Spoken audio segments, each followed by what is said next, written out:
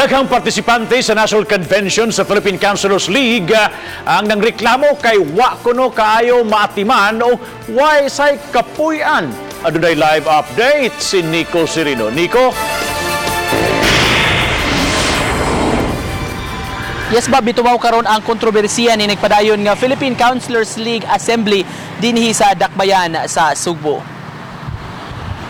Sa video nga gi-provide kanato gikan sa usa ka councilor o partisipante sab sa kalihukan, makita ini ang pagbagulbol o pagreklamo sa pipila ka mga partisipante, mga konsihales gikan sa lain-laing bahin sa nasod. Kining ilang pagreklamo nagsumikad kini sa matud pa walay husto nga pag-atiman sa mga konsihales sa pipila ka mga partisipante, kundi ang uban na matud pa wala nay kapuy-an ug wala nay ka-check-inan nga hotel alang niining maong kalihukan. Kuha kini kaganihang buntag lang sa matod sa maong konsihal nga atong nahinabi pinaagi sa telepono. Konsihal ni siya sa usa ka lungsod sa Iloilo province nga taas-taas gyud kaayo ang linya ug kining mga on the spot nga nagparehistro alang sa kalihukan wala na gyud maatiman ug gani wala na mahatagi og lugar nga ilang kapuy-an alang nining maong kalihukan. Buot sa pipila ka mga konsihales nga moreklamo ni ilang gidangatan ngadto sa mga national officers sa Philippine Councilors League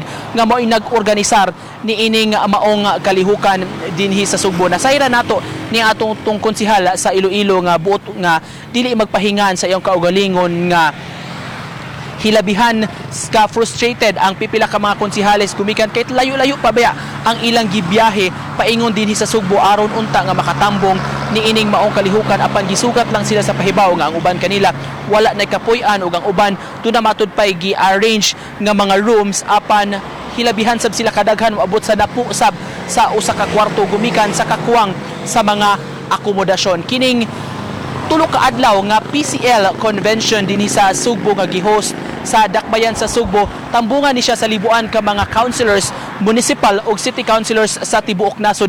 End term convention ang ilang gilusad o buot pasabot may hinapos ni sa termino sa mga konsihales nga outgoing alang niining ilang termino. Muhimo sab ni sila og recognition sa mga three-termer nga mga councilors og sa mga outstanding nga mga councilors sa nagkadaiya nga mga larangan bali dinhi sa ilang pagpanarbaho.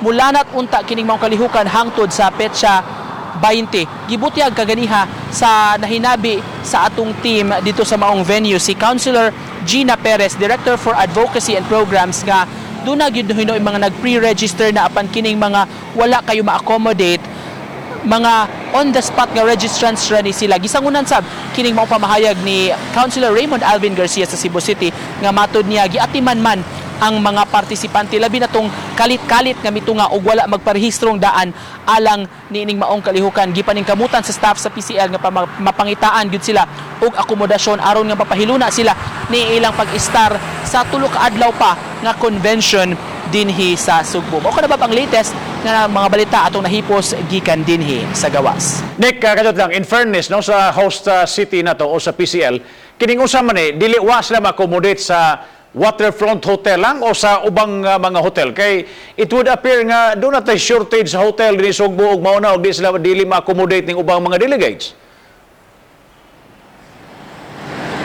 Gibutyag Bob ni Councilor Raymond Garcia nga 18 na ka hotels dinhi sa Sugbo ang ilang gi-reserve alang sa tanan ng mga partisipante. Moabot magudi Bob sa 4,000 participants nga mga councilors apan nagkuwang pagyud ang mga rooms gumikan kay duna mga konsihal nga on the spot na abot wala ni sila mo pre-register daan kalit-kalit ang ilang pag-abot og pagparehistro kanihang buntag lang nga maoy day 1 ni ining maong kalihukan. Thank you so much, Nico Serino, sa imong live report.